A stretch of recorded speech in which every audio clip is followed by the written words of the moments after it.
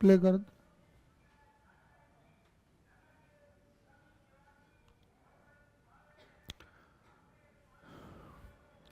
देखिए विविध प्रश्नावली का क्वेश्चन नंबर 1 पढ़ लिया इसको। एक्स वाई तल में एक्स अक्ष की धनात्मक दिशा के साथ वामावर्त दिशा में 30 डिग्री का कोण बनाने वाला मात्रक सदिश निकालिए। तो एक मात्रक सदिश यहां ज्ञात करना है और वो एक्स वाई तल में है ना। तो एक्स वाई तल में मात्रक सदिश कैसे हो जाएगा, पहले हम ये तीनों अक्ष दिखा देते हैं, एक्स अक्ष, वाई अक्ष और जेड अक्ष। ये एक्स अक्ष हो गया, ये वाई अक्ष है, ये जेड अक्ष है।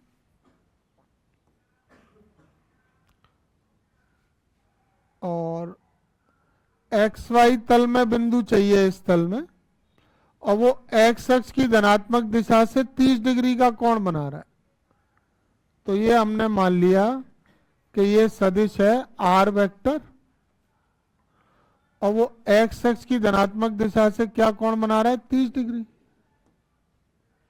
और इसका वाई अक्ष के साथ फिर कोण कितना हो जाएगा, 60 डिग्री।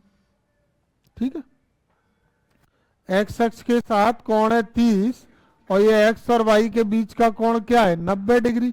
तो ये 30 है तो ये वाला क्या हो गया, 60 डिग्री।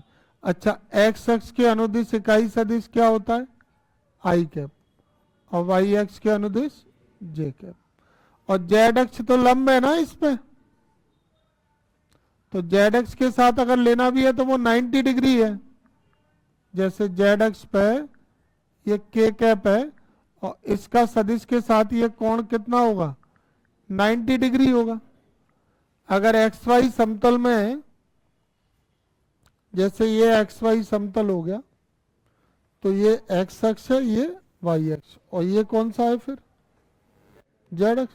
तो अगर मैं इसमें कोई भी सदिश लेता हूं तो ये जेड अक्ष इस पे कैसा है, लंबवत होगा कि नहीं जेड अक्ष इस पे। तो जेड अक्ष कैसा है, लंब। तो माना आर वेक्टर अक्षों के साथ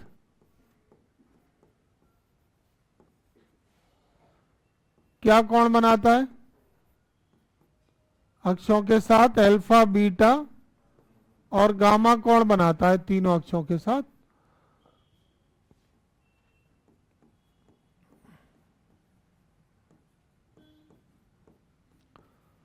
तो अगर अल्फा, बीटा, गामा कोण बना रहा है तो अल्फा की वैल्यू क्या हो गई फिर 30, बीटा की क्या हो गई 60 और गामा की क्या हो गई 90। अल्फा, बीटा, गामा आ गए, तीनों अक्षों के साथ अल्फा, बीटा, गामा कोण बना रहा है। तो अल्फा 30, बीटा 60 और गामा 90। अब आर वेक्टर मात्रक सदिश भी है, ऐसा सवाल में दिया है ना। तो आर वेक्टर एक मात्रक सदिश है, इसलिए इसका मापांक क्या होगा, 1 हो जाएगा। आर वेक्टर का मापांक बराबर 1। अब किसी सदिश का दिक्कोज्या के पदों में या अल्फा, बीटा, गामा के पदों में मान क्या होता है, क्योंकि आर वेक्टर बराबर आर वेक्टर का मापांक ब्रैकेट में cos alpha into I cap, cos beta into J cap और cos gamma into K cap. ये फॉर्मूला मैंने लिखाया था तुमको। अगर कोई सदिश का मान चाहिए और वो तीनों अक्षों के साथ अल्फा, बीटा, गामा कोण बना रहा है, तो सदिश के मान को निकालने का फॉर्मूला होगा आर वेक्टर बराबर आर वेक्टर का मापांक ब्रैकेट में cos alpha into I cap plus cos beta into J cap plus cos gamma into K cap. अब इसमें मान रख रहे हैं, तो आर का मापांक कितना है 1 और अल्फा, बीटा, गामा के मान रखे तो अल्फा का 30 इंटू आई कैप, बीटा का 60 इंटू जे कैप, गामा का 90 इंटू के कैप। अब इसमें वैल्यू रख दे, 1 का तो इंटू होके यही आएगा। cos 30 की वैल्यू क्या होती है? cos 30 बताओ, मान याद नहीं है क्या? तो ये √3/2i प्लस 1/2j और cos 90 0 इंटू के। तो आर वेक्टर की वैल्यू क्या आ गई फिर यहाँ पे? √3/2i cap plus 1/2j cap. समझ में आ गया क्या तुमको? ये पूरा सॉल्व समझ में आ गया? एक्स अक्ष के साथ 30 डिग्री का कोण बनाया था, तो वाई के साथ क्या हो गया? 60, और एक्स वाई समतल में स्थित है तो जेड के साथ क्या हो गया? 90। अल्फा बीटा गामा आ गए, मात्रक सदिश है, मापांक क्या हो गया? 1। आर वेक्टर का फॉर्मूला लगा दिया। ठीक है, अगला क्वेश्चन देखिए। अगला क्वेश्चन नंबर 2 है। दो बिंदु है P और Q, इनको मिलाने वाले सदिश का क्या निकालना है? अदिश घटक और परिमाण। तो देखो ध्यान से, ये दो बिंदु ले लेते हैं P और Q, निर्देशांक इनके x1 y1 z1 और x2 y2 z2। अब ये पी क्यू सदिश निकालेंगे पहले, क्योंकि जब तक कोई सदिश जिससे संबंधित कोई भी चीज पूछी है, जैसे सदिश का मापांक, सदिश के घटक, है ना, या सदिश की दिशा में इकाई सदिश, अगर किसी सदिश से संबंधित कोई मान पूछा जा रहा है तो पहले उस सदिश का मान हमारे पास होना चाहिए। तो हम पहले पी क्यू का घटक और परिमाण तब निकालेंगे। पहले पी क्यू का क्या निकालेंगे? सदिश। तो पी क्यू के सदिश के लिए हमको पी का पोजीशन वेक्टर बनाना है, ओपी वेक्टर x1i y1j और z1k, और q का पोजीशन वेक्टर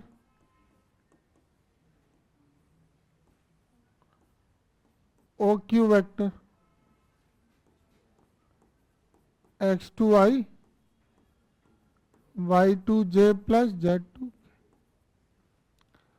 अब PQ वेक्टर निकालेंगे, तो PQ वेक्टर का फॉर्मूला हो जाएगा OQ vector minus OP vector.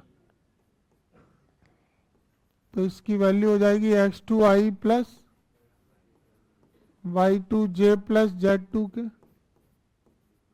Minus OP vector minus x1i minus y1j minus z1 के। अब इसमें i वाले पद साथ में रख लें, तो x2i माइनस x1i और y2j माइनस y1 और z2k माइनस z1। कॉमन ले लेंगे i कैप, क्या हो जाएगा? x2 minus x1, j cap common और k कैप कॉमन। ये तो सदिश का मान आ गया, पी क्यू वेक्टर की वैल्यू आ गई। अब क्या निकालना है? पी क्यू वेक्टर के अदिश घटक। तो पी क्यू वेक्टर के अदिश घटक क्या हो जाएंगे? है? अदिश घटक नहीं जानते? अदिश घटक में i का गुणांक ले लेते हैं, x2 माइनस x1, j का गुणांक y2 माइनस y1 और k का गुणांक z2 माइनस z1। और PQ का परिमाण, परिमाण का फॉर्मूला हो जाएगा अंडर रूट में i के गुणांक का वर्ग x2 माइनस x1 का होल स्क्वायर, j के गुणांक का वर्ग और k के गुणांक का वर्ग। ये दोनों मान आ गए। पहले हमने पी क्यू सदिश निकाल लिया, उसके बाद उसके अदिश घटक और फिर उसका परिमाण। समझ आया क्या सभी को? कोई दिक्कत कहीं नहीं है? क्वेश्चन नंबर 3 है, विविध प्रश्नावली है अध्याय 10 की। एक लड़की पश्चिम दिशा में 4 किलोमीटर चलती है और उसके बाद वह उत्तर से 30 डिग्री पूर्व की ओर, पश्चिम लिखा है किताब में, उसको मिसप्रिंट है, सही कर लेना, पूर्व कर लेना। तो पूर्व की दिशा में 3 किलोमीटर चलती है और रुक जाती है। प्रस्थान के प्रारंभिक बिंदु से लड़की का विस्थापन ज्ञात कीजिए। ये मैंने दिशाएं ले ली हैं, पूर्व, पश्चिम, उत्तर और दक्षिण। ये उसका प्रारंभिक बिंदु ले लिया है हमने ओ, और उसने जो दूरी कवर की है किलोमीटर में, उसको हम यहाँ दिखा नहीं पाएंगे, तो हमने किलोमीटर का पैमाना मान लिया 1 सेंटीमीटर। तो 4 किलोमीटर के ये कितने हो गए? 4 सेंटीमीटर। प्रारंभ में उसने 4 किलोमीटर की दूरी तय की, वो कहाँ पे आ गई? ए पे। और ए पे आने के बाद फिर उसने जो दिशा रखी है विस्थापन की, जो उसकी दिशा है वो क्या है बताओ?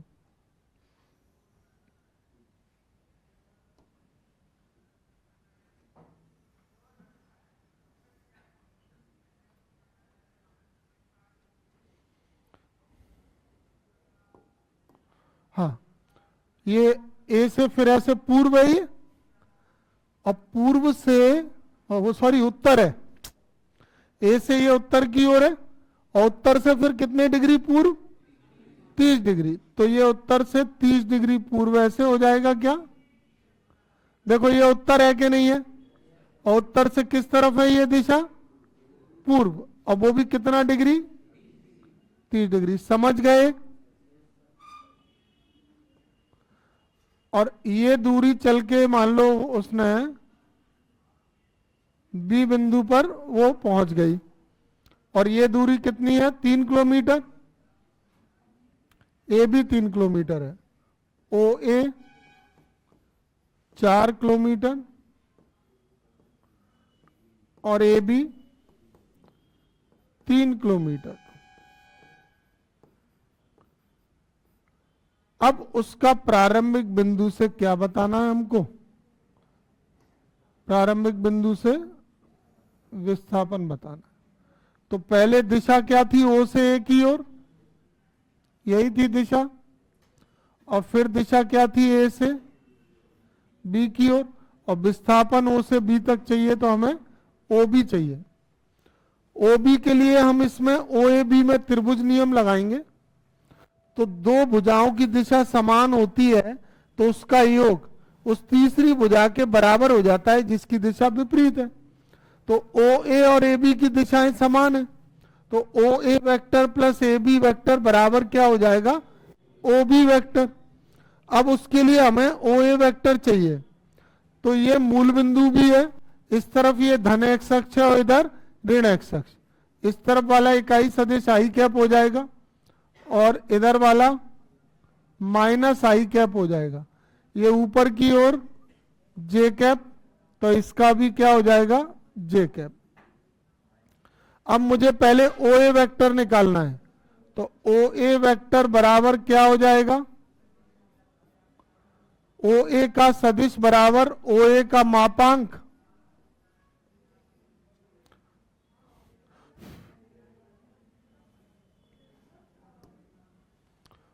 ओ ए का मापांक इंटू ओ ए की दिशा में इकाई सदिश। तो ओ ए का मापांक कितना है? 4 इंटू माइनस आई। तो ये कितना आ गया? -4 आई। किसका मान आ गया? ये ओ ए वेक्टर का। अब किसका निकालेंगे? O B vector, A B vector. तो ए बी वेक्टर कैसे आएगा? ए बी वेक्टर के लिए इस ए बी का एक क्षैतिज घटक लेना पड़ेगा और एक ऊर्ध्वाधर घटक। तो ए बी का क्षैतिज घटक क्या हो जाएगा? ये वाला एंगल कितना है? 60। तो ए बी का क्षैतिज घटक तो हो गया ए बी कॉस 60, इधर वाला एंगल 60 है। और अगर ये ए बी इस तरफ दिशा हो रही है ना इसकी क्षैतिज घटक की, तो ए बी जब क्षैतिज घटक पे आएगा तो इसके अंदर मल्टीप्लाई क्या होगा, इसके गुणा में क्या आएगा, आई कैप।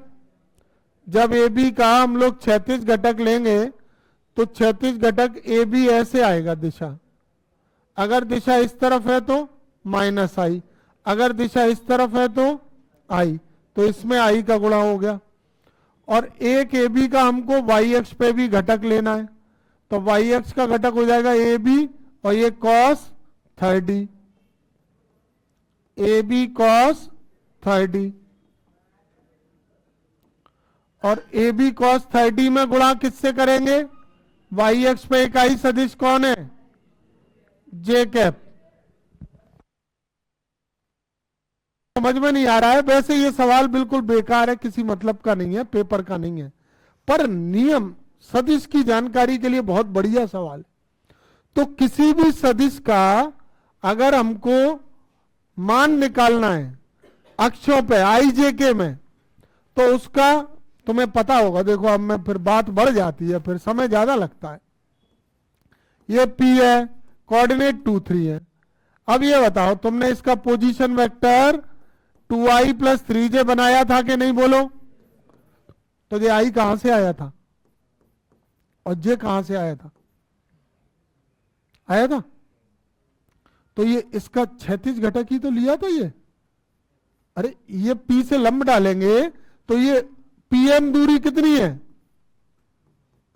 ये दूरी कितनी है P, ये OM 2 और ये ON 3, तो कैसे बना इसका OP का सदिश, कैसे बना, 2 इंटू और 3 इंटू। अब मैं क्या कर रहा हूं, AP का ये दूरी ले रहा हूं क्षैतिज वाली, तो AB की ये क्षैतिज दूरी क्या हो जाएगी, AB और एंगल क्या है cos 60 इंटू आई कैप, और AB की ऊर्ध्वाधर दूरी AB इंटू cos 30 और ऊर्ध्वाधर दूरी पे इकाई सदिश। इसमें माइनस आई इसमें प्लस आई क्यों आया, क्योंकि OA की दिशा किस तरफ थी, माइनस आई की तरफ, और AB के क्षैतिज घटक की दिशा किस तरफ है, आई की तरफ। आई बात समझ में। अब सॉल्व कर लो इसको वैल्यू रख के। तो AB की लंबाई कितनी है 3 और cos 60 1/2, 3 cos 30 √3/2 इंटू j, कितना आ गया 3/2 i plus 3√3/2 j। AB vector आ गया और ये क्या आ गया OA वेक्टर, दोनों आ गए। अब सदिश योग का त्रिभुज नियम लगाएंगे, कौन से त्रिभुज में, त्रिभुज OAB में सदिश योग के त्रिभुज नियम से। क्या कहता है सदिश योग का त्रिभुज नियम, है नहीं पता। अगर किसी त्रिभुज में दो भुजाओं की दिशा समान है तो उनका जो योग है उस तीसरी भुजा के बराबर होता है जिसकी दिशा विपरीत है। तो OA vector plus AB vector बराबर OB वेक्टर, और यहां विस्थापन का सदिश कौन सा है, विस्थापन क्या था उसका प्रारंभिक बिंदु से अंतिम बिंदु तक क्या है विस्थापन, OB वेक्टर।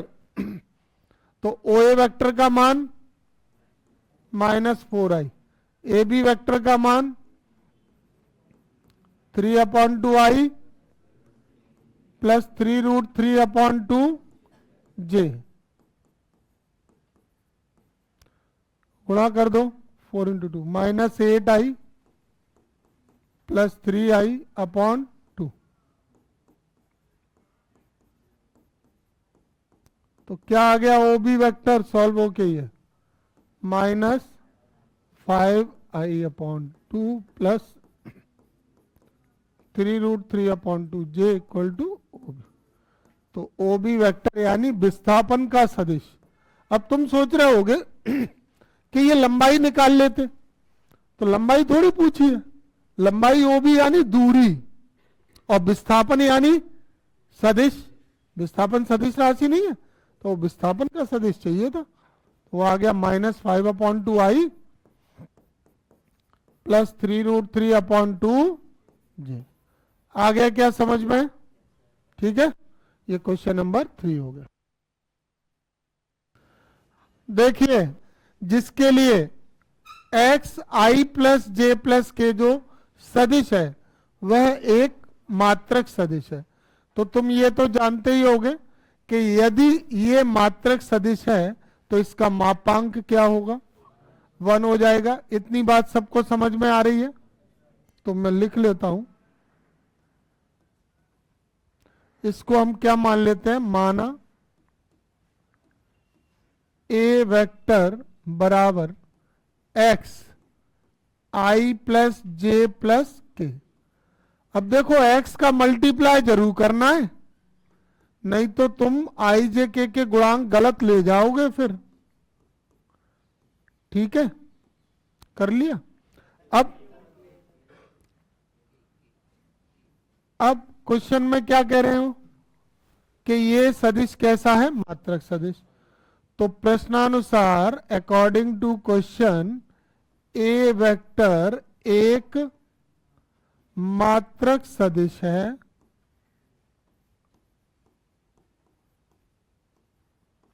और यदि ये मात्रक सदिश है तो ए वेक्टर का मापांक इक्वल टू 1। अब इसका मापांक ले लो, तो अंडर रूट में आई के गुणांक का वर्ग, जे के गुणांक का वर्ग, के गुणांक का वर्ग, ये आ गया अंडर रूट में 3x²। x वर्गमूल से बाहर आ गया, x√3 इक्वल टू 1, तो x की वैल्यू, और ये प्लस माइनस में भी हो सकता है, जैसे यहां पे हम इसका वर्ग करके सॉल्व करें, क्योंकि x रूट से बाहर निकलेगा तो मॉड्यूलस भी लगा सकते हैं। तो वर्ग करेंगे तो ये क्या हो जाएगा? 3x² equal to 1। तो x² की वैल्यू 1/3, स्क्वायर हटा देंगे तो प्लस माइनस अंडर रूट में 1/3, 1 रूट के बाहर आ गया, तो x की वैल्यू प्लस माइनस 1/√। आ गया समझ में? मात्रक सदिश था, मापांक क्या ले लिया? 1, और मापांक का फॉर्मूला लगा दिया। अगला क्वेश्चन देखो, ए वेक्टर और बी वेक्टर के परिणामी सदिश के समांतर एक ऐसा सदिश ज्ञात कीजिए जिसका परिमाण 5 इकाई है। तो मैं ऐसा सवाल पहले मैंने कराया था, उसमें परिमाण 8 था। तो जैसे परिमाण 5 इकाई चाहिए, तो 5 इकाई में किसका इंटू करें? इकाई सदिश का। अगर इकाई सदिश में इंटू 5 करेंगे तो इकाई सदिश का परिमाण कितना होता है? 1। और उसमें 1 में जब 5 का इंटू करोगे तो जो परिणामी जो आएगा सदिश, उसका परिमाण कितना होगा? 5। बात समझ आ रही है? जैसे किसी सदिश का परिमाण जो भी चाहिए, उस परिमाण वाले सदिश को बनाने के लिए दिए गए सदिश का क्या ले लो? इकाई सदिश। और इकाई सदिश में गुणा किससे कर दो? परिमाण से, जितना भी दिया हो। यहां परिमाण कितना चाहिए? तो इकाई सदिश निकाल के और उसमें किसका गुणा कर देंगे? 5 का। बात समझ आ रही है? ये दोनों सदिश दिख रहे हैं, क्या निकालेंगे इसका? परिणामी। परिणामी कैसे आएगा? प्लस करके, ए वेक्टर प्लस बी वेक्टर। उस परिणामी का इकाई सदिश ले लेंगे। इकाई सदिश कैसे आएगा? A vector plus B vector upon में उसका मापांक, और उस इकाई सदिश में मल्टीप्लाई किससे कर देंगे? 5 से। तो हमें क्या मिलेगा? परिणामी के समांतर एक ऐसा सदिश मिलेगा जिसका परिमाण 5 इकाई है। ठीक है, प्रक्रिया समझ गए? अब जैसा बताया गया है ना, वैसा ही सॉल्व तुम बोर्ड पे देखोगे, समझ लो। तो पहले दिए गए दोनों सदिश लिख लें। A vector 2i plus 3j minus K B vector i minus 2j plus K. अब इसका परिणामी सदिश निकाल रहा हूं।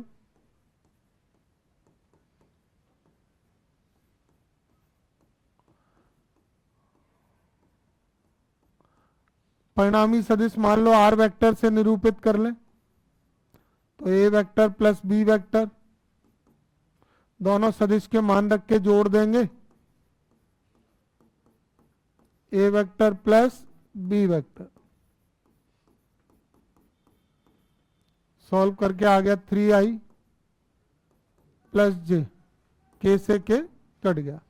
अब क्या निकालें इसका मापांक, तो मापांक क्या हो जाएगा अंडर रूट में i के गुणांक का वर्ग j के गुणांक का वर्ग, k है नहीं, तो ये आ गया 9 प्लस 1 यानी अंडर रूट 10।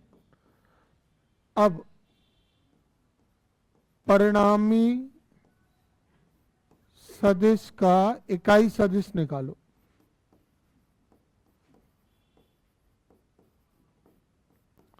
तो परिणामी सदिश का इकाई सदिश किससे निरूपित करेंगे बताओ? आर कैप से नहीं करेंगे। परिणामी सदिश किससे लिया है? आर वेक्टर, तो इसका इकाई सदिश आर कैप बराबर आर वेक्टर अपॉन में आर वेक्टर का मापांक, तो आर कैप बराबर आर वेक्टर का मान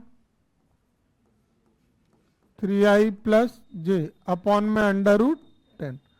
अब लिखेंगे परिणामी सदिश के समांतर सदिश जिसका परिणामी सदिश के समांतर सदिश जिसका परिमाण 5 इकाई है।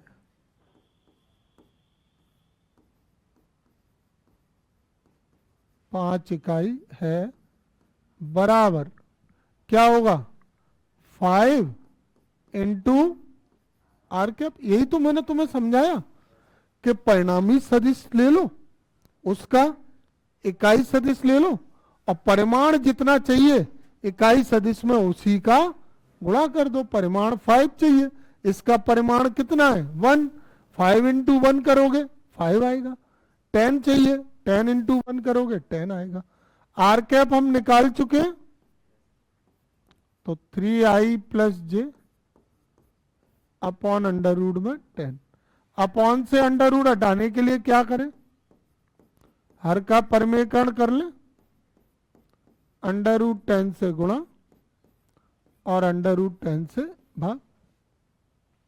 तो रूट 10 आगे ले लेंगे, 5 रूट 10 3i प्लस जे और रूट 10 का रूट 10 में 10 हो गया। इसको काट दो, अंडर रूट 10 का गुणा करें, 3 रूट 10 आई कैप रूट 10 जे कैप अपॉन में 2। इस 2 का क्या करें? अलग अलग भाग दे दें, तो इसका आंसर मिलेगा हमको 3 रूट 10 अपॉन 2 आई कैप और रूट 10 अपॉन 2 जे कैप। बताइए समझ में आ गया? देख लो इधर, परिणामी सदिश प्लस करके निकाला और उसका इकाई सदिश निकाला। परिमाण 5 वाले सदिश के लिए इकाई सदिश में 5 का इंटू करके और सॉल्व कर दिया। ठीक है, को पढ़ लें। दर्शाइए कि ए बी और सी बिंदु कैसे हैं? संरेख। और बी के द्वारा ए सी को विभाजित करने वाला अनुपात भी ज्ञात कीजिए। तो 3 बिंदु संरेख कराने के 2-3 तरीके तुमको बताए गए हैं। पहला ये कि त्रिभुज ए बी सी के शीर्ष मान के और उसका क्षेत्रफल निकाल लो। अगर वो 0 आता है तो सिद्ध हो जाएगा कि बिंदु संरेख है। और दूसरा तरीका यह है कि 2 बिंदुओं के बीच की दूरी का फॉर्मूला लगाया जाए, उससे ए बी बी सी और सी ए आ जाए और 2 दूरियों का योग तीसरी के बराबर हो जाए तो बिंदु संरेख। ऐसे ही एक मेथड और सदिश में भी बताया गया तुमको, वो क्या था कि इनके स्थिति सदिश बना लो और कोई दो सदिश निकाल लो, A B vector, B C vector और सी ए वेक्टर में से कोई दो निकाल लो। अगर एक का मान दूसरे के पदों में आ गया तो वो दोनों सदिश क्या होंगे, समांतर। और दो समांतर सदिश में अगर एक बिंदु वेनिस्ट है तो उन्हें क्या कहेंगे, संरेख। तो ये सदिश में ही चैप्टर में दिया हुआ है, तो अभी हम इसको किससे करेंगे, सदिश विधि से। और अगर पेपर में ये क्वेश्चन आए तो तुम किसी से भी करो, जो विधि तुमको सरल लगे। हाँ, अगर ऐसे लिख दिया कि सदिश विधि द्वारा दर्शाइए कि बिंदु संरेख है, तो सदिश विधि से ही करना है। ठीक है, प्रक्रिया समझ गए। तो पहला काम तो हम क्या करें, माना कि बिंदु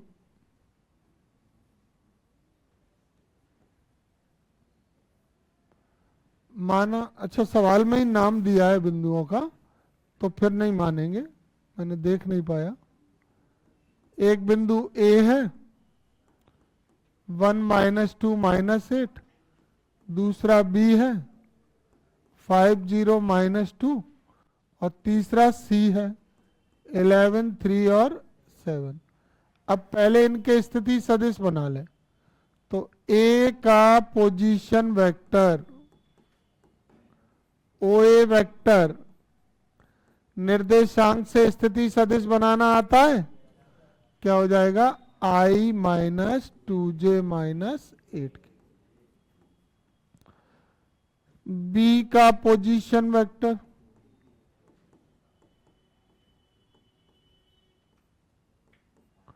ओ बी वेक्टर 5i - वो प्लस 0j - 2। और सी का position vector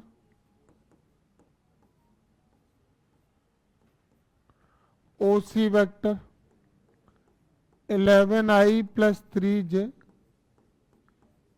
+ 7।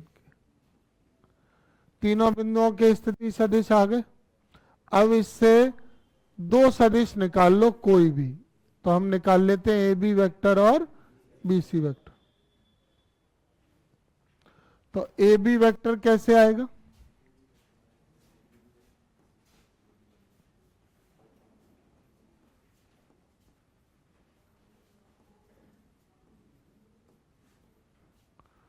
O B vector minus O A vector. तो ओ बी वेक्टर में से ओ ए वेक्टर घटा लें, 5i + 0j - 2 के minus O A vector -i + 2j +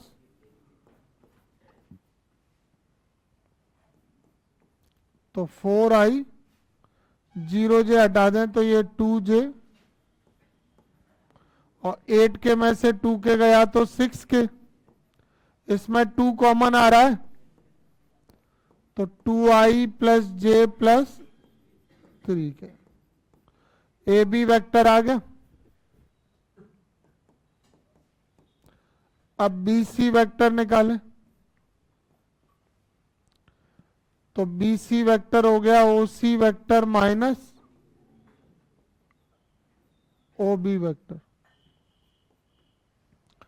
O C vector में से ओ बी वेक्टर को माइनस कर दो तो 11i + 3j + 7 के minus O B vector -5i - 0j + 2 के। तो 11 - 5 6i, 3j - 0j 3j और 7 के + 2 के 9 के। क्या कॉमन आ रहा है, 3, तो 2i + j + 3 के। अब ये वाले मान में क्या गुणा है यहाँ पे, 2, तो इसमें 2 और ले आए तो ये मान बी ए बी वेक्टर बन जाएगा। अरे बी सी वेक्टर को ए बी वेक्टर के पदों में लाना है ना, तो ए बी वेक्टर के मान में और क्या है इसके एक्स्ट्रा में 2, तो B C vector equal to, इसमें 2 से भाग कर दिया और 2 से गुणा कर दिया, और ये 2i प्लस जे प्लस 3, तो बी सी वेक्टर की वैल्यू क्या हो गई 3/2, और ये मान को मैं क्या लिख सकता हूं ए बी वेक्टर। तो एक सदिश दूसरे के पदों में आ गया कि नहीं, इसको हम कौन सा प्रारूप कहेंगे, कौन से फॉर्मूले का फॉर्मेट है, ये कौन सा रूप है, B C vector equal to lambda A B vector का रूप आया है। अतः A B vector B C vector और ए बी वेक्टर कैसे होंगे, समांतर। बी सी वेक्टर और ए बी वेक्टर समांतर हैं, और इनका कौन सा बिंदु उभयनिष्ठ है, इन दोनों में कोई बिंदु उभयनिष्ठ है क्या, दोनों में कौन सा कॉमन पॉइंट है बी, तो लिख देंगे समांतर है जिनका बिंदु बी उभयनिष्ठ है। और दो समांतर सदिशों में अगर एक बिंदु उभयनिष्ठ है तो वो क्या कहलाएंगे, संरेख। उभयनिष्ठ है अतः बिंदु ए बी सी संरेख। क्या ऐसा क्वेश्चन हमने पहले किया है, ध्यान नहीं है तुमको, एक्सरसाइज में किया है, ये विविध प्रश्नावली चल रही है, इसको मैं प्रश्नावली में भी करा चुका हूं। अब इसी क्वेश्चन के सेकंड पार्ट पे आ जाओ। सेकंड पार्ट में क्या लिखा है, बी द्वारा ए सी को विभाजित करने वाला अनुपात, जैसे ये ए सी है और इसको अगर बी विभाजित कर रहा है तो हमको ए बी और बी सी का अनुपात ही तो चाहिए। तो यहाँ पे देखो बी सी और ए बी में ही तो ये संबंध आया है, तो इसी को लेके चलेंगे, इसको ले लेंगे, क्योंकि बी सी वेक्टर बराबर 3/2 ए बी वेक्टर। अब दोनों पक्षों का मापांक ले लेते हैं, दोनों पक्षों का मापांक लेने पर मापांक सदिश को किस में बदल देता है, अदिश में, लंबाई में बदल देता है ना। तो मापांक में B C vector constant value का मॉड तो यही रहेगा, और मापांक में ए बी वेक्टर, तो ये लंबाई हो जाएगी, इसको बी सी 3/2 ए बी।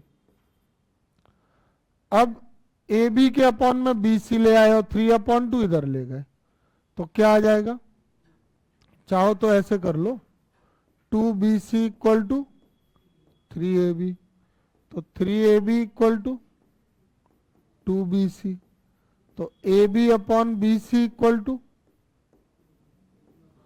2/3, तो AB अनुपात BC बराबर।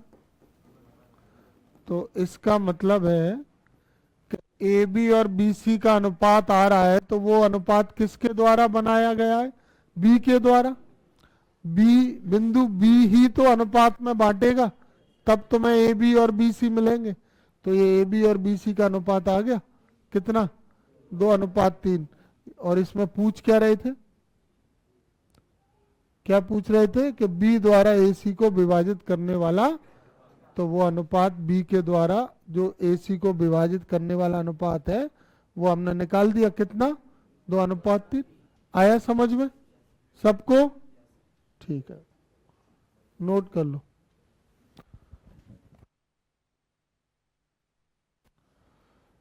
क्वेश्चन नंबर 9 में दो बिंदु P और Q को मिलाने वाली रेखा को 1/2 के अनुपात में बाय विभाजित करने वाले बिंदु R का स्थिति सदिश ज्ञात कीजिए, और ये भी दर्शाइए कि बिंदु P रेखाखंड RQ का मध्य बिंदु है।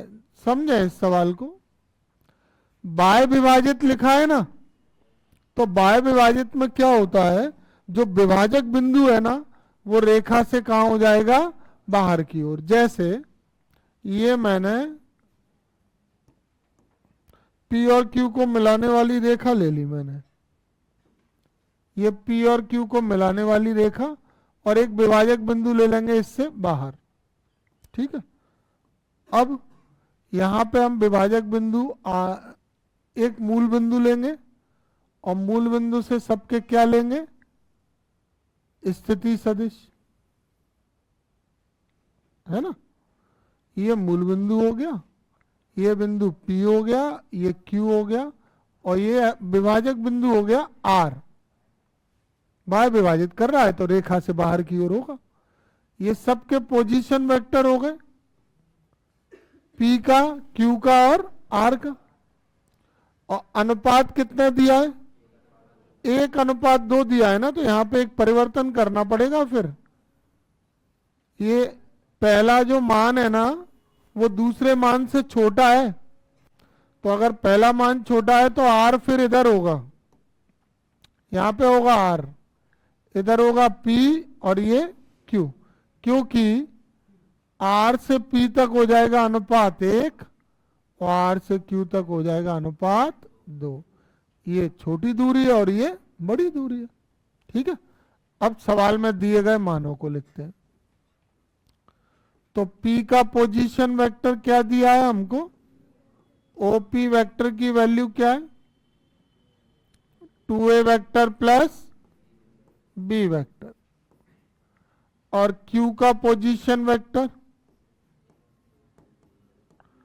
OQ वेक्टर भी दिया है, कितना, A vector minus 3B vector.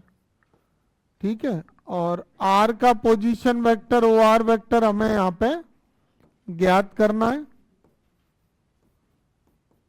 Question mark. अब हम फॉर्मूला बनाने के लिए थोड़ी भाषा लिखेंगे, भाषा भी सवाल के हिसाब से ही बनेगी।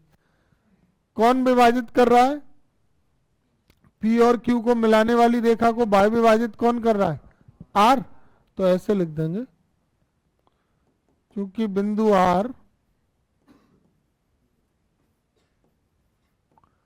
PQ को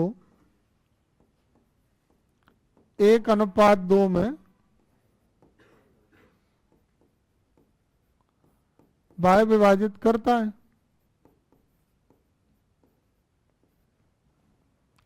तो R PQ को 1:2 में बाय विभाजित करता है, अतः बाय विभाजन का फॉर्मूला OP वेक्टर बराबर, सॉरी OR वेक्टर बराबर, फॉर्मूला बनाना आता है?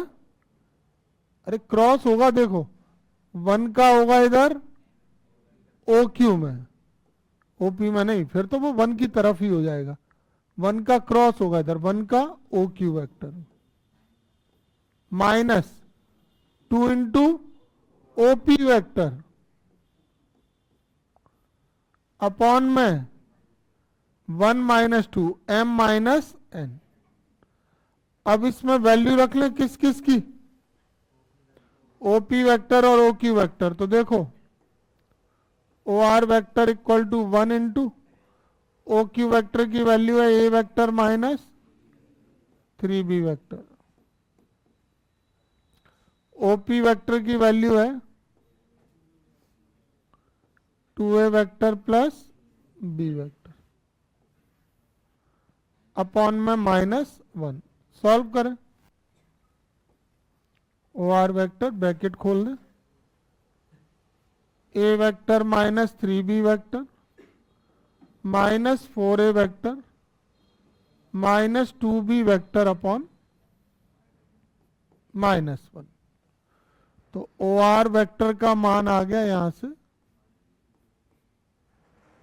कितना, -3A vector -5B vector upon -1। Minus common ले लें इसमें, तो 3A vector plus 5B vector upon minus, ये बिंदु R का स्थिति सदिश आ गया है, जो इसको 1:2 में बाय विभाजित कर रहा था। फर्स्ट आंसर तो ये आ गया। अब इसका सेकंड पार्ट क्या है इसके द्वितीय भाग में?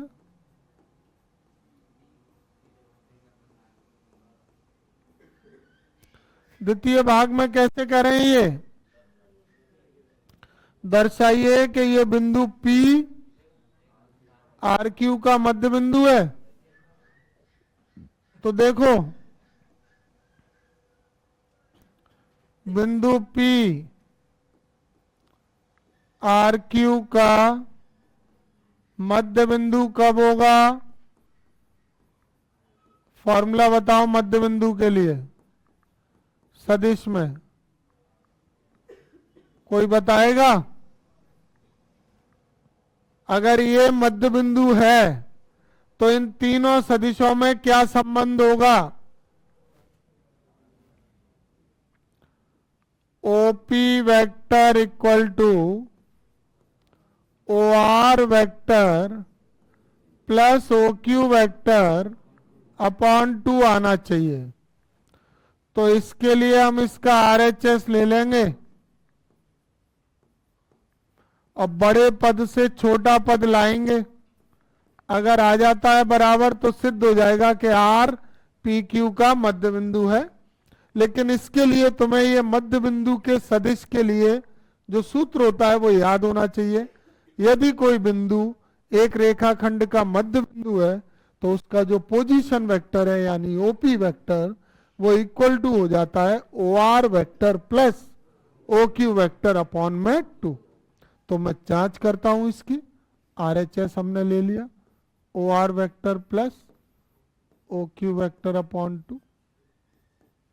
इसमें OR वेक्टर का मान हम निकाल चुके हैं ना अब, तो 3A vector plus 5B vector, और OQ वेक्टर का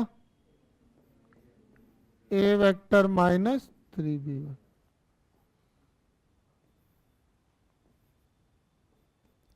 तो 4A vector plus 2B vector upon 2 common ले लेंगे,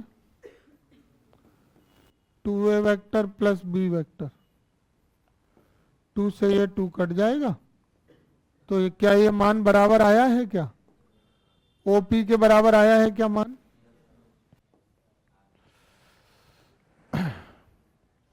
तो ये जो वैल्यू आई है 2A vector plus B vector, ये किसकी है?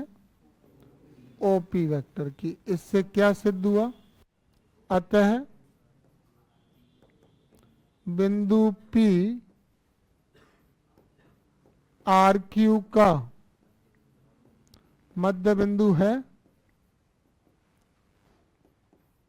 ठीक है, इसके दोनों भाग तुमको समझ में आ गए। पहले भाग में हमको क्या करना था? बाह्य विभाजन से OR वेक्टर निकालना था, और दूसरे भाग में हमको ये सिद्ध करना था कि R PQ का मध्य बिंदु है। कोई डाउट हो तो बताना, फिर से रिपीट कर देंगे। इस क्वेश्चन नंबर 10 में एक समांतर चतुर्भुज की संलग्न भुजाओं के सदिश दिए हैं।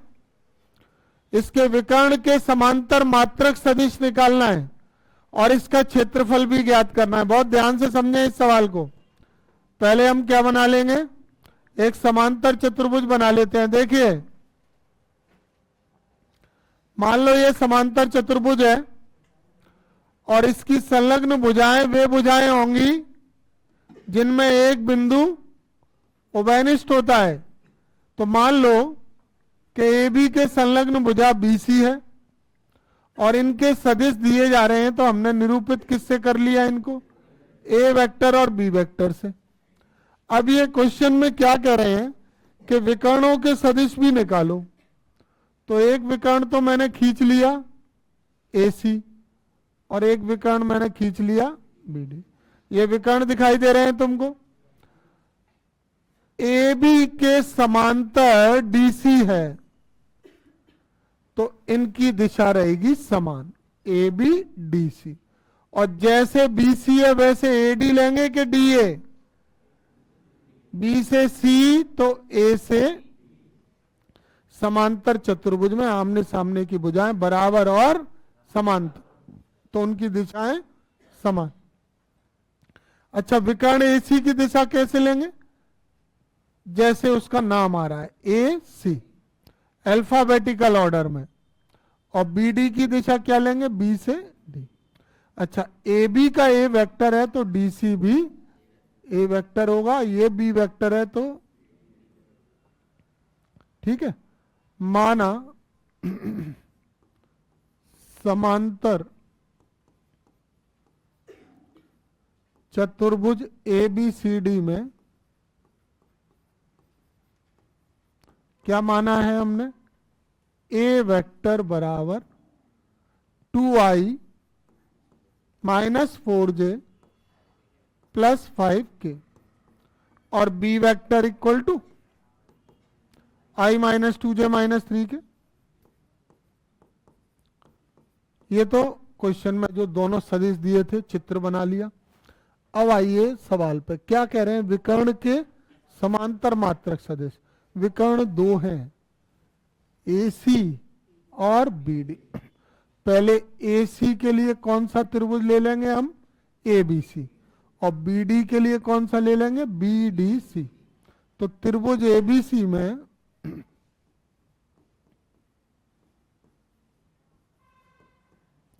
सदिश योग का त्रिभुज नियम लगाओ। त्रिभुज ABC में सदिश योग के त्रिभुज नियम से क्या होगा बताओ? इन दोनों की दिशा समान नहीं है तो AB vector plus BC vector equal to AC vector हो जाएगा। इनकी वैल्यू रख देंगे, A vector plus B vector equal to AC vector. तो AC vector equal to A vector plus B vector. A vector और B वेक्टर के मान रख के जोड़ दें तो 2i minus 4j plus 5k और प्लस B वेक्टर का मान i minus 2j minus 3k। Plus करके आ रहा है ये 3i minus 6j plus 2k। अब इसका मापांक निकालना, तो AC वेक्टर का मापांक कैसे आएगा? मॉड में AC vector equal to under root में I के गुणांक का वर्ग, J के गुणांक का वर्ग, K के गुणांक का वर्ग। तो ये हो जाएगा 9 प्लस 36 प्लस 4, 36 और 4 40, 9 49 का वर्गमूल 7। AC वेक्टर कौन है? विकर्ण का सदिश है। तो ये विकर्ण का सदिश आ गया और ये उसका मापांक। पूछा क्या था? देखो क्या पूछा है, विकर्ण के समांतर मात्रक सदिश। बताइए क्या फॉर्मूला होगा? AC वेक्टर के समांतर मात्रक सदिश इक्वल टू क्या फॉर्मूला हो जाएगा? सदिश अपॉन में उसका मापांक, AC वेक्टर अपॉन में AC वेक्टर का मापांक। तो AC वेक्टर की वैल्यू रख दें 3i minus 6j plus 2k upon 7। तो ये हो गया 3/7i 6/7j और 2/7k। एक आंसर तो ये हो गया। अब आ जाइए अगले विकर्ण पर, BD पर। तो BD के लिए कौन सा त्रिभुज ले लेंगे? BDC। त्रिभुज BDC में वही सदिश योग के त्रिभुज नियम से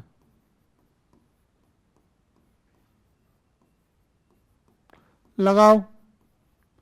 किस किस की दिशा समान है? देखो ना, ऐसे देखो, ये क्लॉकवाइज है कि नहीं है? BD vector plus DC vector. और विपरीत कौन आ रहा है? BC vector. इनकी वैल्यू क्या है? BD तो निकालना है, और डीसी वेक्टर की वैल्यू क्या है, ए वेक्टर और बीसी वेक्टर की, तो यहां से बी डी वेक्टर क्या आ गया, बी वेक्टर माइनस, अब बी वेक्टर में से ए वेक्टर घटा लें, तो बी वेक्टर में से ए वेक्टर घटाया, आई minus 2j minus 3 K, minus A vector minus 2i plus 4j minus 5 K. Solve करें, माइनस आई प्लस 2j और माइनस 8 के। मापांक ले लें इसका, तो अंडर रूट में आई के गुणांक का वर्ग, जे के गुणांक का वर्ग, के गुणांक, ये आ गया अंडर रूट के अंदर 1460। बीडी आ गया। अब चाहिए बीडी के समांतर मात्रक सदिश, तो फॉर्मूला हो जाएगा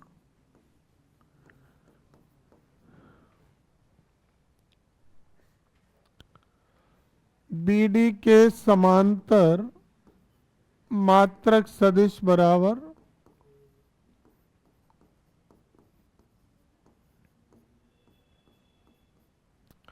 बीडी वेक्टर अपॉन में बीडी वेक्टर का मापांक। तो बीडी वेक्टर हो गया माइनस आई प्लस 2j माइनस 8 के, और इसका मापांक तो माइनस 1 अपॉन अंडर रूट 69 आई, 2 अपॉन अंडर रूट 69 जे, और 8 अपॉन अंडर रूट 69 के। ये आ गया बीडी के समांतर मात्रक सदिश। और क्या पूछा इस क्वेश्चन में, तो क्षेत्रफल का कौन सा फॉर्मूला होता है, समांतर चतुर्भुज के क्षेत्रफल का फॉर्मूला क्या होता है, नहीं पता किसी को। मापांक में A vector cross B vector. तो अब यहां पे क्या करना पड़ेगा, ए वेक्टर क्रॉस बी वेक्टर का मान निकाला जाएगा। और ए क्रॉस बी का मान कैसे निकलता है, सारणिक से। तो आई जे के ए वेक्टर के गुणांक बताओ क्या क्या है, 2 माइनस 4 5, 2 माइनस 4 5, और बी वेक्टर के गुणांक है 1 माइनस 2 माइनस। आता है ना प्रसार करना, तो इससे हमको इसका सदिश गुणा प्राप्त होगा, ए वेक्टर क्रॉस बी वेक्टर। तो इसका अब R1 से प्रसार करें, तो R1 से प्रसार करेंगे तो आई 12 प्लस 10 माइनस जे माइनस 6 माइनस 5 और प्लस के और माइनस 4 प्लस 4। तो ये कितना आ गया 22 आई कैप माइनस 11 और ये प्लस 11 जे कैप और ये 0 के कैप। वैसे इसकी जरूरत नहीं, हटा सकते थे। अब फॉर्मूला लगाएंगे, समांतर चतुर्भुज ABCD का क्षेत्रफल बराबर, फॉर्मूला क्या होता है, मापांक में ए वेक्टर क्रॉस, तो A vector cross B vector तो तुम्हें दिख ही रहा होगा। इसका मापांक लेंगे तो आई के गुणांक का वर्ग, जे के गुणांक का वर्ग, के। सॉल्व कर लें तो ये कितना हो गया, और ये जोड़ लें इसको,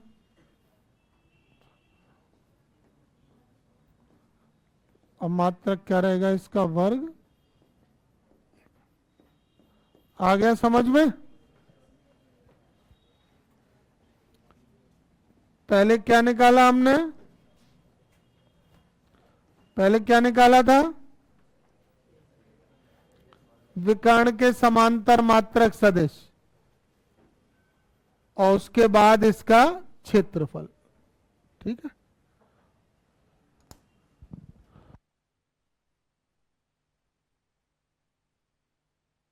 लिए अध्याय 10 की इसका क्वेश्चन नंबर 11 पढ़िए।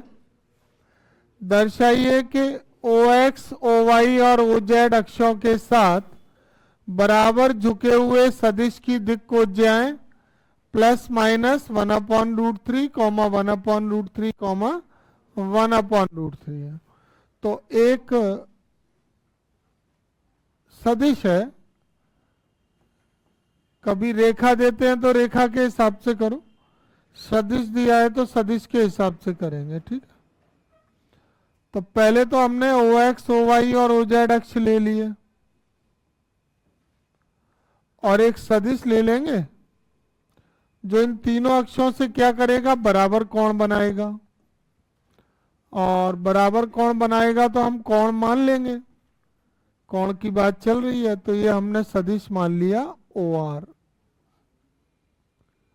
ये OP का सदिश है R वेक्टर और ये OX से कोण बना रहा है अल्फा और OY से बना रहा है बीटा और OZ से बना रहा है गामा। ये हमने चित्र बना लिया इसका। मान लिया कि सदिश R वेक्टर OX, OY और OZ से अल्फा, बीटा और गामा कोण बनाता है। ये तीनों कोण बराबर है, लिखा हुआ है बराबर कोण पर झुके हुए हैं।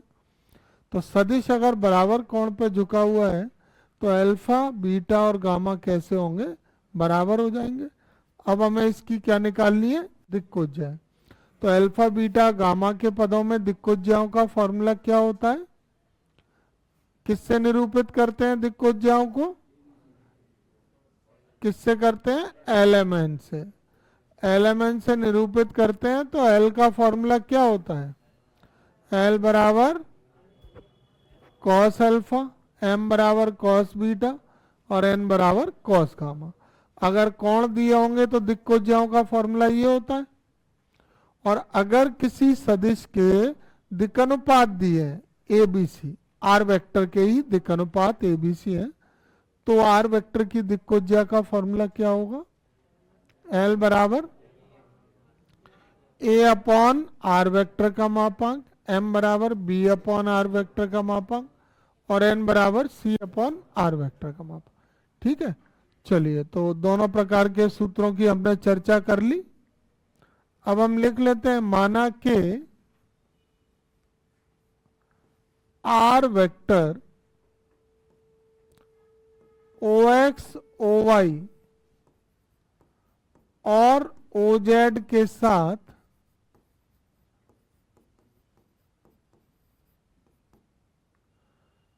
अल्फा, बीटा और गामा कोण बनाता है।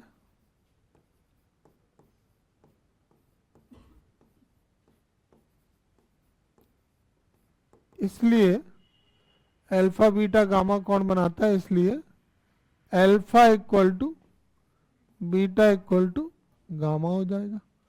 ये R वेक्टर के कोण ले लिए तीनों अक्षों के साथ।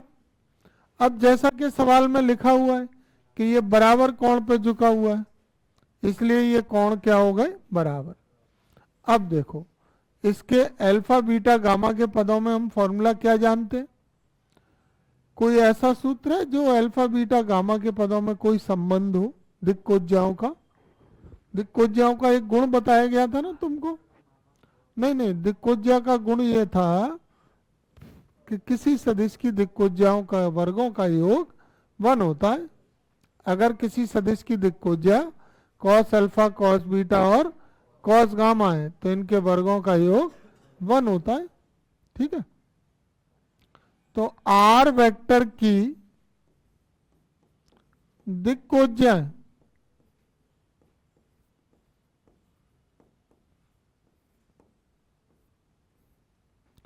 क्या होंगी, cos alpha, cos beta, cos gamma होंगी।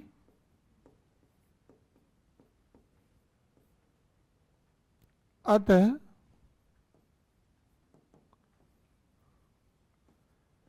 कॉस स्क्वायर अल्फा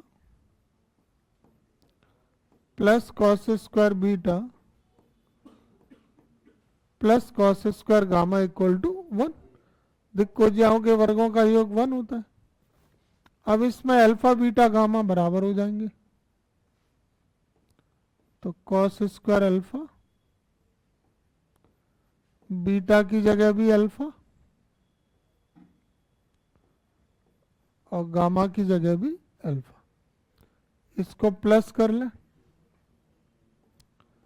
तो 3 cos square alpha equal to 1। यहां से कॉस स्क्वायर अल्फा का मान 1/3, स्क्वायर हटा देंगे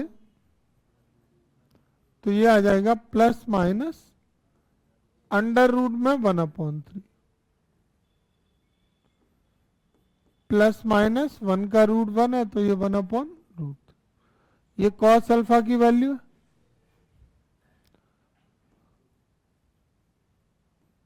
अगर ये कॉस अल्फा की वैल्यू है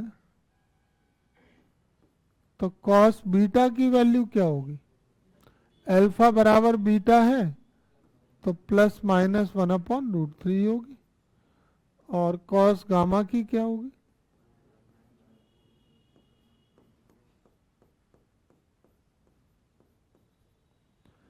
ये cos alpha cos beta cos gamma की वैल्यू हो गई। तो हम कह सकते हैं कि अतः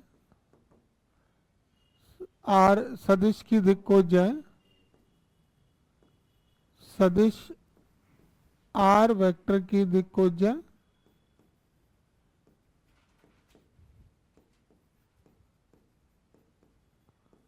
क्या है? प्लस माइनस 1/√3, 1/√3, 1/√3 है। यही सिद्ध करना था कि अगर कोई सदिश तीनों अक्षों से बराबर कोण बनाता है तो उसकी दिक्कोज्याएं भी कैसी होंगी? बराबर होंगी। ये बराबर ही है तीनों मान, और जो मान लाना था वो सिद्ध कर दिया। सरल है, समझ आ गया। और एक ऐसा सदिश डी वेक्टर ज्ञात करना है जो ए वेक्टर और बी वेक्टर पर कैसा हो? लंब हो। और सी वेक्टर का डी के साथ डॉट प्रोडक्ट क्या है? 15। तो देखो, जब कोई दो सदिशों पर लंबवत सदिश निकालना हो तो उसके लिए दोनों सदिशों का क्या करो? क्रॉस प्रोडक्ट, सदिश गुणा। ये चीज तुम ऐसे समझ लो कि जब हमने ए क्रॉस बी का फॉर्मूला पढ़ा था तो जैसे ये ए वेक्टर है और ये वाला, तो मैंने तुमसे कहा था कि जो ए क्रॉस बी है वो ऐसे होगा, इन दोनों पे कैसा होगा? ये लंबवत। अगर ए वेक्टर और बी वेक्टर एक समतल में हैं यहां पर, तो इस समतल पर जो लंबवत सदिश होगा ना वो ए वेक्टर पे भी लंब होगा। और यानी अगर इस समतल में हम कोई दो सदिश लेते हैं, इसके समतल में एक ए वेक्टर और दूसरा, तो ये जो ए क्रॉस बी है वो ए वेक्टर और बी वेक्टर के समतल पर कैसा है? यानी दोनों पे लंब है। तो अगर एक सदिश डी निकालना है जो कि ए और बी दोनों पे लंब है, तो डी के लिए हमें ए और बी का क्या करना पड़ेगा? क्रॉस। आई बात समझ में? अगर दो सदिशों पर लंब सदिश निकालना है तो उस लंब सदिश के लिए उन दोनों सदिशों का क्या करेंगे? सदिश गुणा, क्रॉस प्रोडक्ट। ठीक है, तो पहले तो दिए गए मानों को लिख लेते हैं। ए वेक्टर की वैल्यू आई प्लस 4j प्लस 2 के, B vector 3i minus 2j plus 7 के,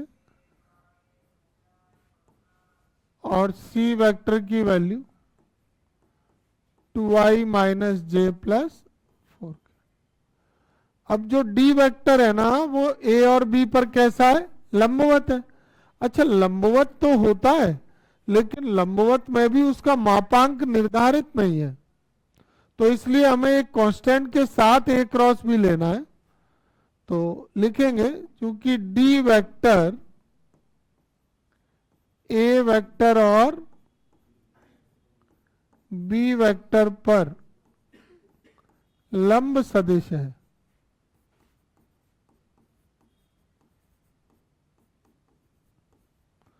तब माना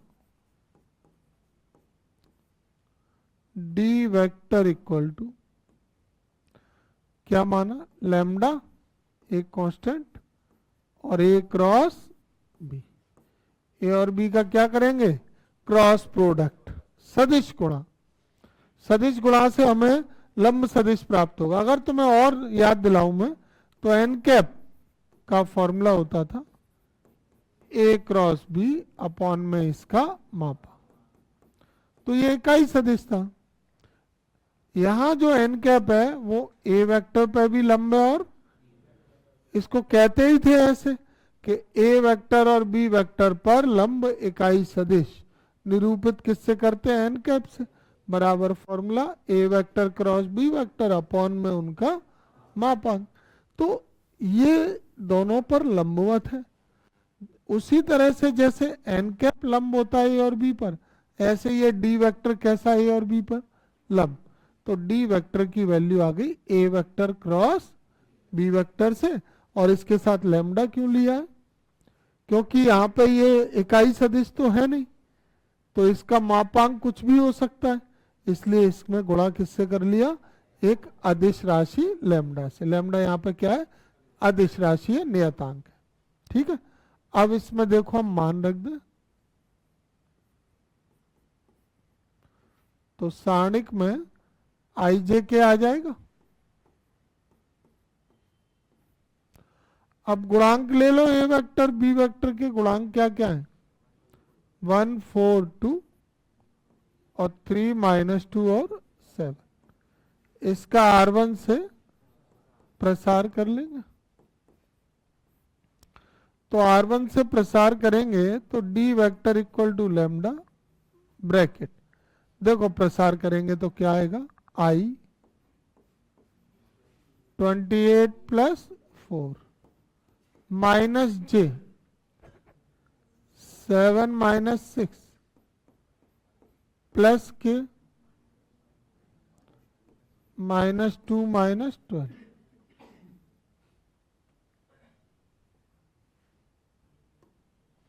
तो डी वेक्टर की वैल्यू सॉल्व करें, लैम्डा 32i के 7 -6 1 का, और ये माइनस का 14 के। अब ये डी वेक्टर आ गया।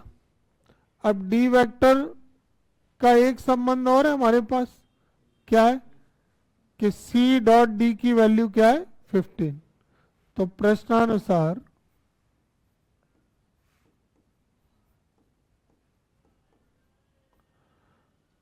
सी vector dot D vector equal to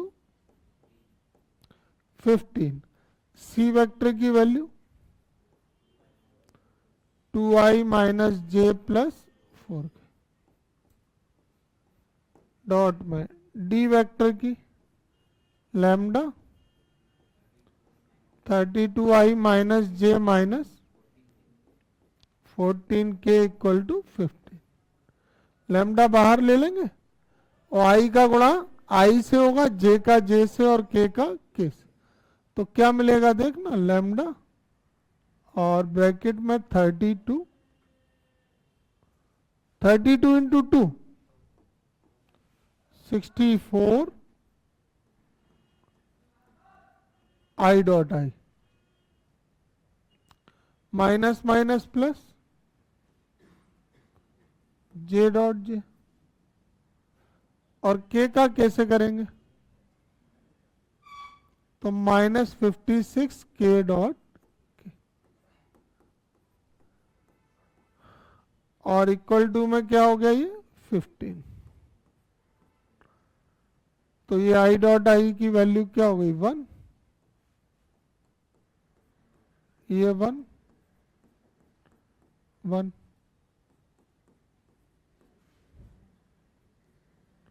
कितना आ गया 64, और एक 65 में से 5 घटा दो, अच्छा 56 है।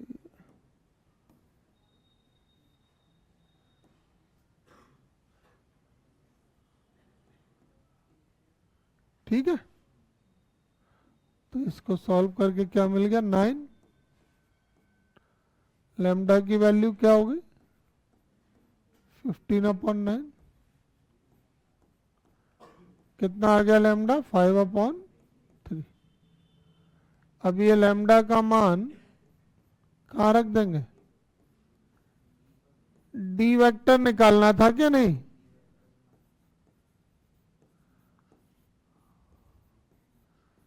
तो लैम्डा की वैल्यू डी वेक्टर में रखने पर D vector equal to 5/3 32i -j -14 के। इस 5/3 का इंटू भी कर सकते हैं हम लोग, 160/3i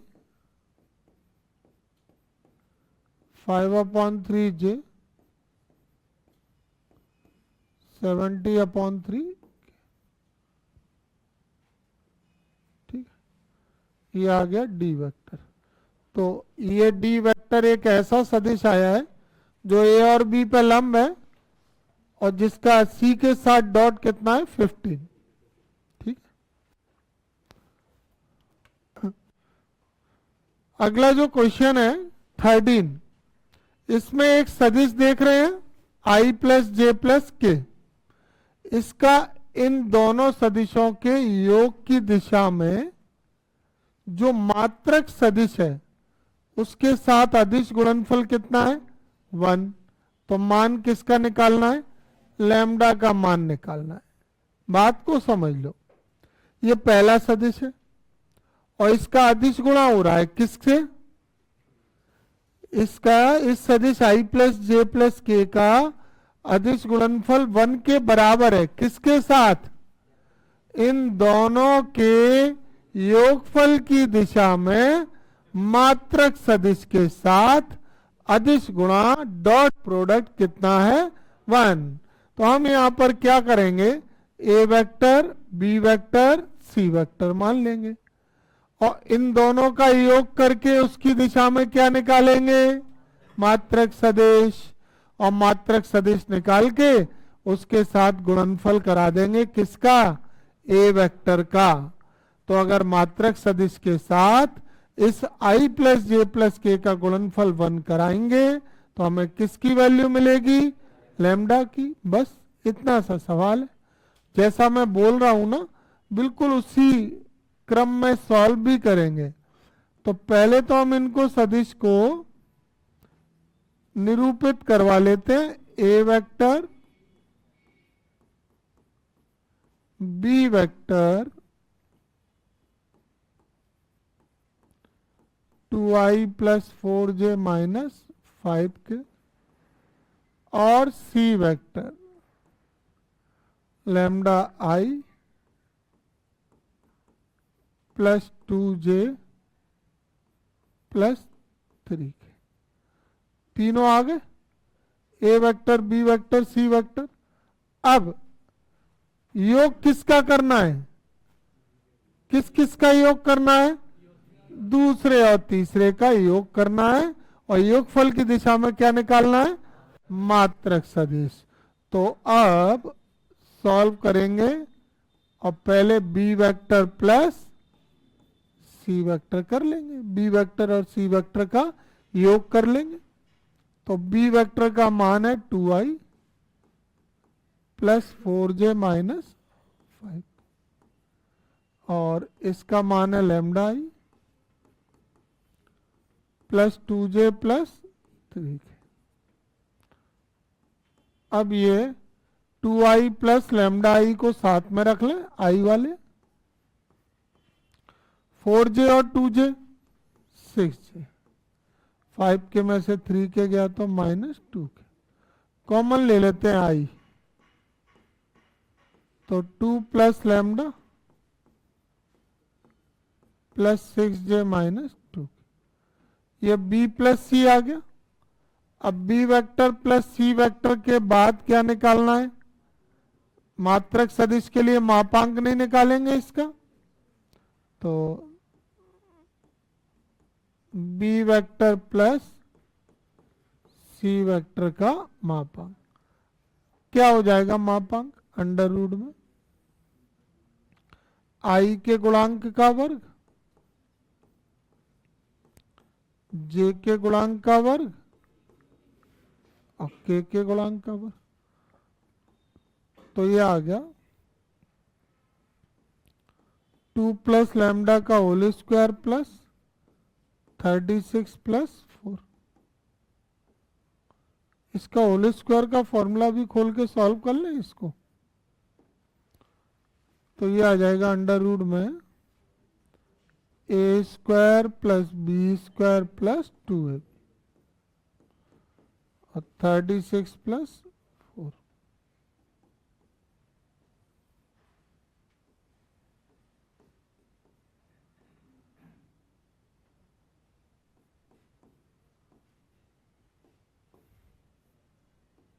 ठीक है, हाँ ये भी तो है। आ गया B vector plus C vector का मापांक, सदिश आ गया, मापांक आ गया। अब बी प्लस सी की दिशा में मात्रक सदिश, यही तो कह रहे थे, योगफल की दिशा में मात्रक सदिश। तो योगफल की दिशा में मात्रक सदिश क्या हो जाएगा? अरे मात्रक सदिश का फॉर्मूला क्या होता है? सदिश अपॉन में उसका मापांक। तो इनका मान रख देंगे, तो b प्लस सी की दिशा में मात्रक सदिश क्या मिलेगा हमको? आई 2 प्लस लैम्डा 6j माइनस 2 के और अपॉन में lambda square plus 4 lambda plus 44।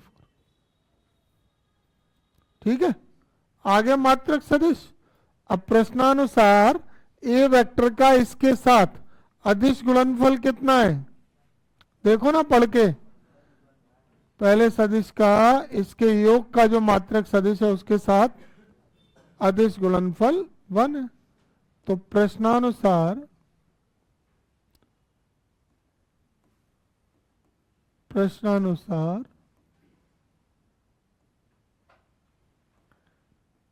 ए vector into B plus C vector upon में इसका मापांक, ये बी प्लस सी की दिशा में मात्रक सदिश है ना, उसके साथ इसका डॉट प्रोडक्ट है, तो क्रॉस नहीं आएगा, क्या आएगा यहाँ पे? Dot.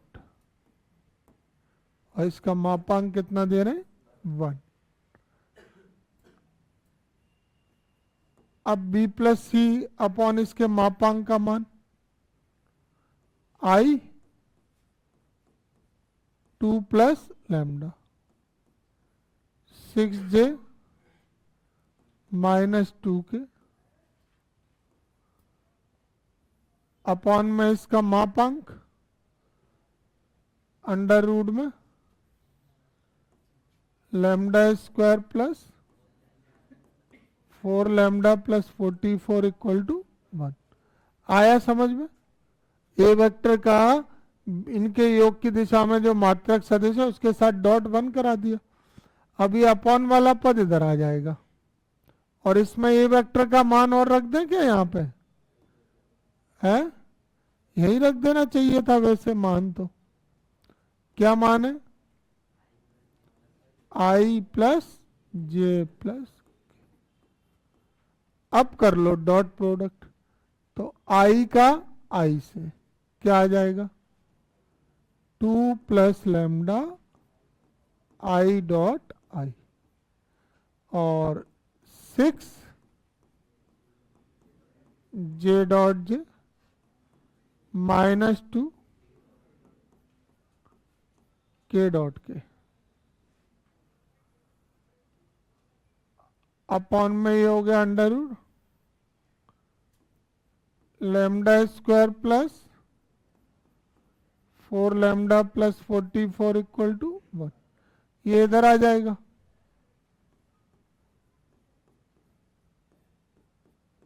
I dot I1 J dot J1 के डॉट K1 और ये अंडर रूट इधर भेज देंगे।